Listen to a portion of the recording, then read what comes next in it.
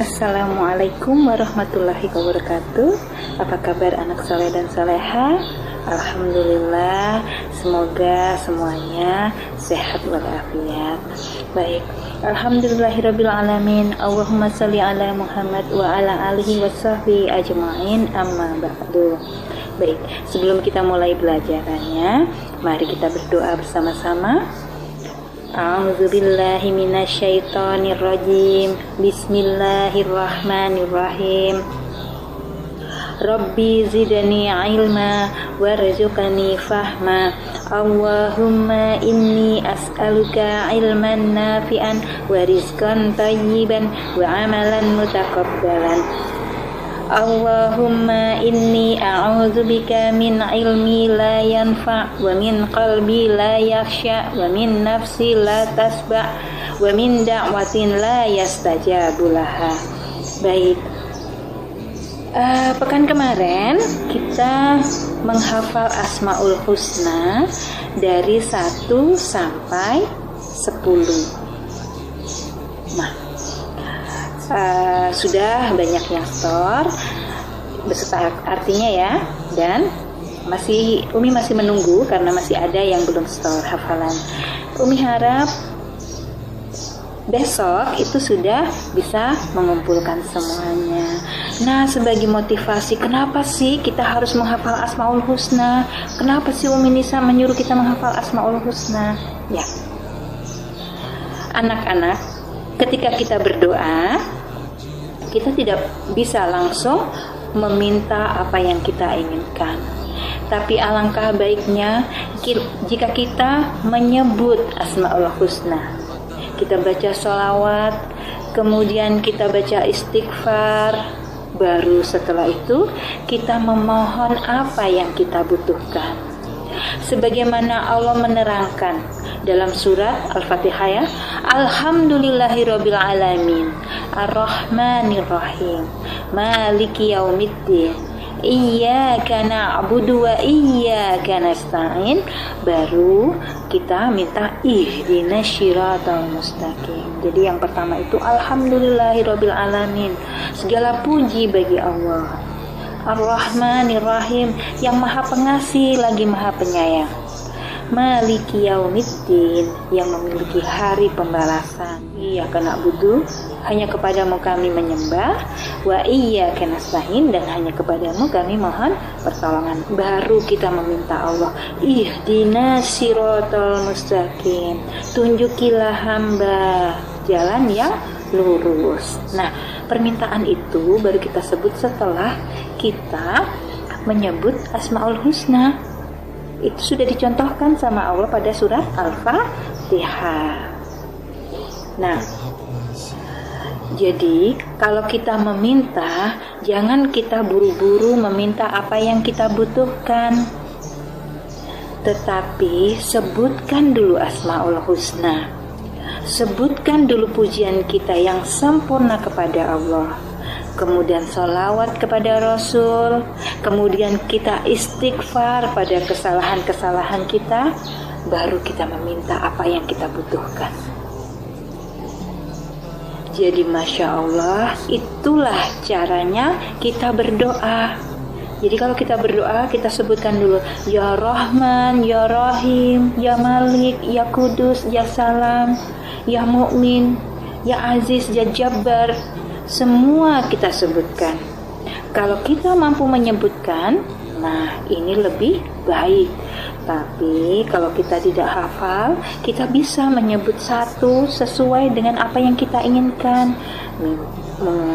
Misalnya kita ingin Allah mengampuni dosa-dosa kita, maka kita bisa menyebut Allah dengan Ya Ghafar, Ya Tawwab, ampunilah dosa-dosaku. Ya, begitu. Atau ketika kita minta rezeki, maka kita meminta kepada Allah dengan menyebut Ya Razak. Tapi kalau kita mampu menyebutkan semuanya, kita sebut semuanya, karena itu adalah salah satu bentuk cara kita memuji Allah di dalam kita berdoa. Maka itu Umi mengajak anak-anak semua untuk menghafal Asmaul Husna. Bahkan Rasulullah membawa kabar gembira bagi orang yang hafal Asmaul Husna, kemudian mengimaninya, dan kemudian berilmu dengan Asmaul Husna.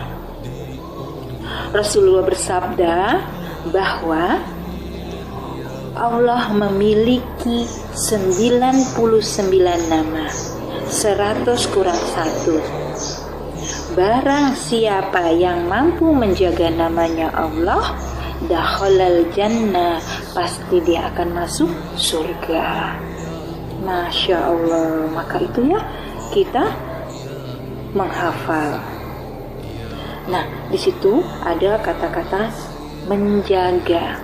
Apa maksudnya menjaga? Ya ini kita menghafalkan. Kemudian yang kedua, bagaimana kita memahami setiap makna dalam Asmaul Husna. Kemudian yang ketiga, kita beramal dengan apa yang menjadi konsekuensi dari Asmaul Husna. Jadi maksudnya bagaimana?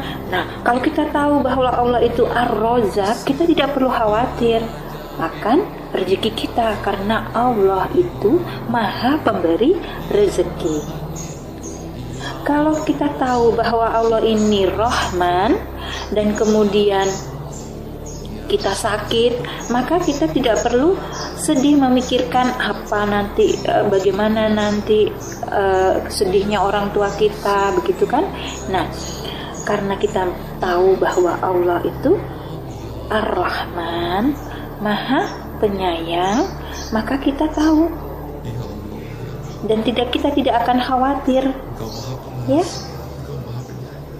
Jadi sebelum berdoa ingat kita menyebutkan Asmaul Husna, kemudian sholawat, kemudian beristighfar.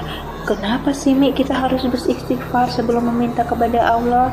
Ya, karena kita tidak tahu bahwa kita ini masih memiliki banyak dosa-dosa, dan jika kita masih memiliki banyak dosa, maka dosa-dosa itulah yang akan menghalangi doa kita kepada Allah. Maka kita beristighfar dulu, bertobat dulu, kemudian kita meminta kepada Allah. Setelah itu insya Allah akan mengabulkan doa kita. Nah, sudah tahu kenapa sih kita harus menghafal Asmaul Husna? Yang pertama tadi kan Rasulullah sudah memberi kabar gembira bahwa orang yang menjaga Asmaul Husna, beriman dan berilmu dengan Asmaul Husna, maka dia akan masuk surga. Anak-anak pasti mau masuk surga kan?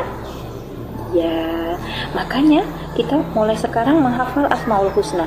Asmaul Husna 1 sampai 10. Kenapa sih harus dengan artinya? Ya, harus dengan artinya karena dengan artinya nanti kita bisa memohon sama Allah ketika kita memang membutuhkan seperti ini. Seperti tadi yang Umi bilang, kalau kita membutuhkan rezeki, kita bilang ya Razzaq, berikanlah rezeki kepadaku, kepada orang tuaku. Nah, rezeki itu ingat ya, tidak hanya berupa materi, tapi kesehatan, kepintaran, dan rezeki yang terbesar adalah ketika kita menjadi seorang muslim yang beriman.